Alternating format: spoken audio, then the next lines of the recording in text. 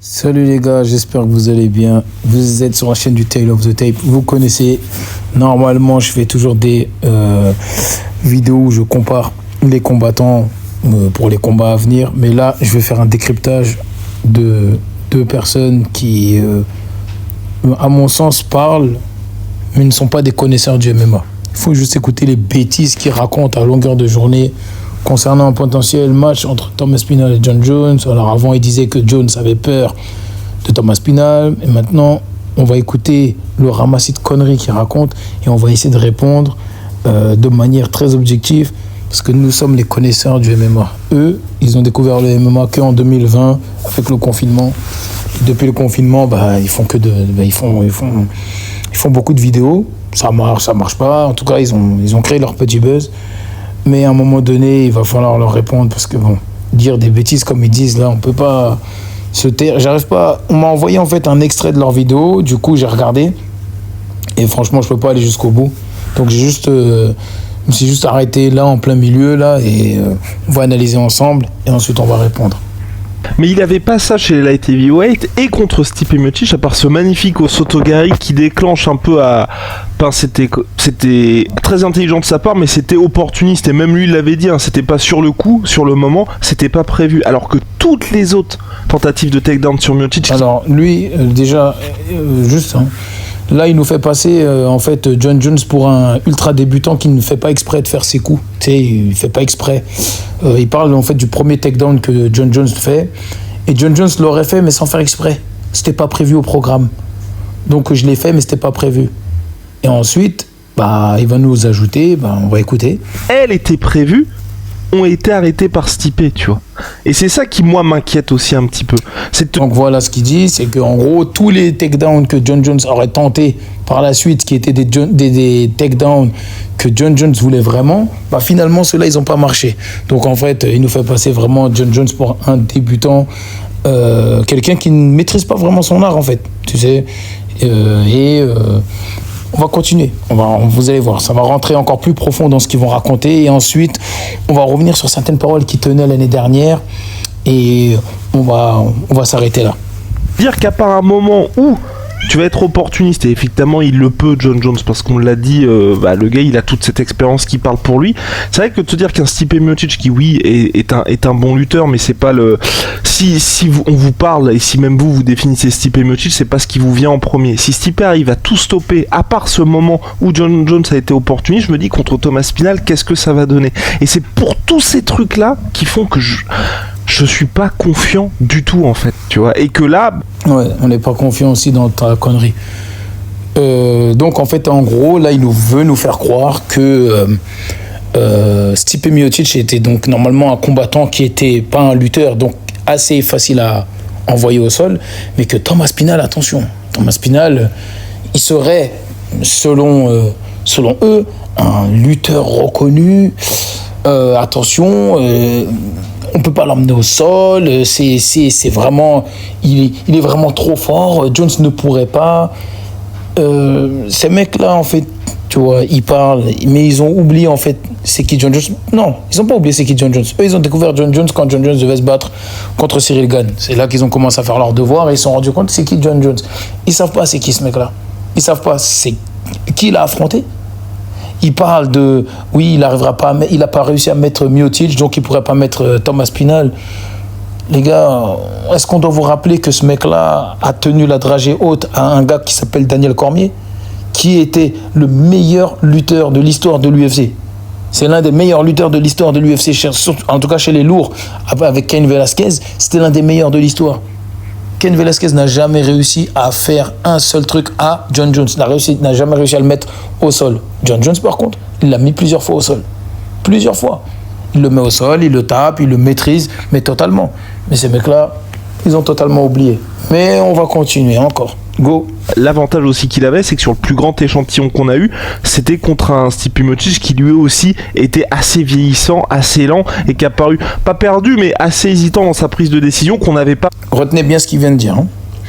Là, il nous a parlé d'un Stipe Miocic qui est assez vieillissant et assez lent. Retenez bien ce qu'il vient de dire. Ça va être une très bonne information pour plus tard. En fait, oui, et non seulement dans la vitesse de ses points, mais après ça peut être lié au doute que lui a mis John Jones, c'est vrai, mais même, effectivement, tu l'as dit, dans le fait qu'il était titubant presque debout. C'est-à-dire que, et ça, c'est pas forcément un truc, ça n'a rien à voir directement avec la vitesse, c'est simplement que, peut-être au niveau de l'équilibre, au niveau, enfin voilà, très clairement cognitivement physique. Non, mais tu vois ce que je veux dire. Non, mais je dis pas qu'il était en déambulateur, hein, mais l'idée, c'est qu'il était un peu plus, un peu moins assuré dans ses... Oui, c'est ça. Donc les mecs là sont en train de se moquer de Miocic qui paraissait trop lent face à John Jones au point littéralement de le traiter d'handicapé.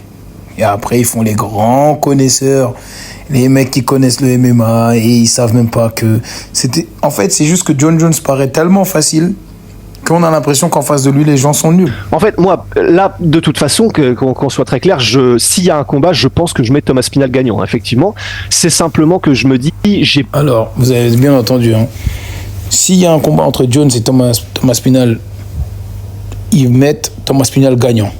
Pour eux, hein, c'est sûr et certain. D'accord ?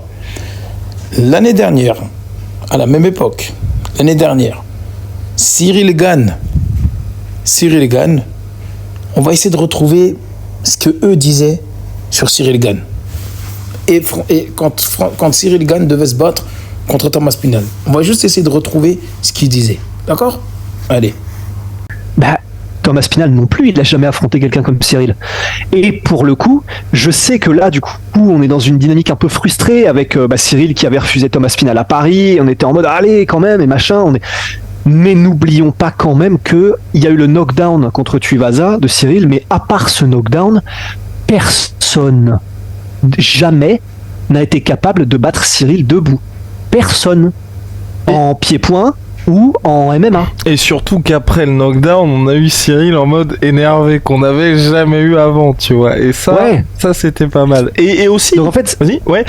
Et aussi, à part le combat contre John Jones, évidemment, c'est vrai que là où moi j'ai envie de voir ce combat-là, c'est que je pense que Cyril, c'est quelqu'un qui peut faire durer Thomas Spinal. Donc qu'est-ce qui se passe quand Thomas Spinal, il tracte sa carcasse de 117 kilos au deuxième round, au troisième round, au quatrième round? Est-ce qu'il est aussi mobile? Donc, voilà ces mecs qui nous disaient l'année dernière, en ayant bien vu le combat de Cyril Gane contre Jones, ils nous disaient, et ils défendaient bec et ongle, que Thomas Spinal pourrait perdre contre Cyril Gane. Que Thomas Spinal, il n'a jamais rencontré quelqu'un comme Cyril Gane. Donc, Cyril Gane serait plus en mesure de battre, selon eux, Thomas Spinal, mais John Jones n'a quasi aucune chance contre Thomas Spinal. En fait, il est là le côté aberrant de leur truc. Aucune analyse, les mecs. Les mecs, zéro analyse. C'est aucune objectivité, rien du tout. Cyril Gane qui s'est fait attraper, s'est fait nettoyer, torcher comme jamais par John Jones, au point où les gens ils ont dit mais il est surcoté. C'est ce mec-là qui peuvent parier ils peuvent mettre une pièce sur lui. Par contre, un combat Thomas Spinal-Jones, Thomas Spinal. Bref, on va revenir sur ce qu'il disait donc sur le combat de Thomas Spinal. Parce que ça reste quand même John Jones. Mais c'est vrai que je suis d'accord avec toi. En plus, avec un style qui serait... alors certes, c'est un démolisseur, mais il est quand même un peu aérien, Thomas Spinal. Il est très léger sur ses appuis, il est très mobile quand il le veut.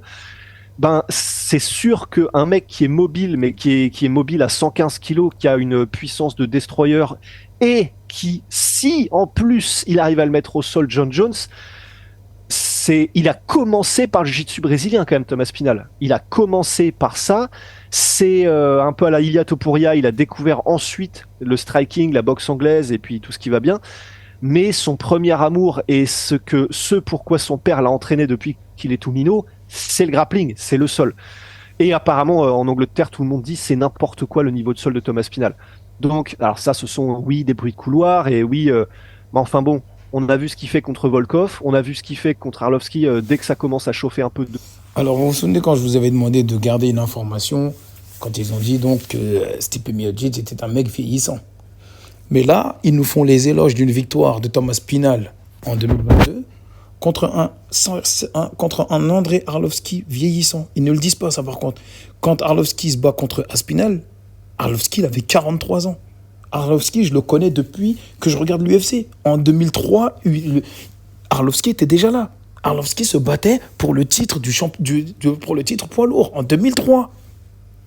Et ce mec-là s'est fait battre par Thomas Pinal, par soumission, certes, ok, mais il s'est fait battre par un jeune Thomas Pinal, très jeune, et c'est allé au deuxième round. Et le combat, il lui a donné quand même quelques coups, il a réussi à le faire douter, il a même failli, à un moment, il a failli bien le toucher. Je vous invite à bien regarder le combat et vous allez voir. Un Arlovski ne pourrait jamais toucher la tête de John Jones. Ce qu'il a fait à Aspinall, il ne le ferait jamais à John Jones. Mais à 25 ans, Aspinall se battait contre des Arlovski. Mais eux, ils nous font croire que Aspinall va mettre par terre Jones. Ce qui n'a jamais été fait encore. Hein. Est-ce que Aspinall a une meilleure lutte que Daniel Cormier? Je dis jamais. Aspinall va soumettre Jones. Mais donc, d'après eux, Jones serait plus facile à battre pour eux. Donc, Thomas Pinal va le mettre par terre. En gros, ce qu'ils nous font croire, c'est que si Thomas Pinal attrape Jones, Jones est mort. Comme si Jones, il n'était pas connu dans son grappling. Jones, il s'entraînait avec Gordon Ryan. Même Gordon Ryan, qui est le GOAT du grappling, a dit qu'il n'a jamais vu ça. Il n'a jamais vu un gars aussi fort. Mais eux, ils nous parlent en Angleterre, on nous parle de Thomas Pinal. Les mecs veulent juste voir John Jones perdre et ils n'ont aucune objectivité. Il faut parler avec objectivité. Qui est Thomas Pinal dans le radar de Jones? Je vous pose la question, qui est Thomas Pinal dans le radar de Jones?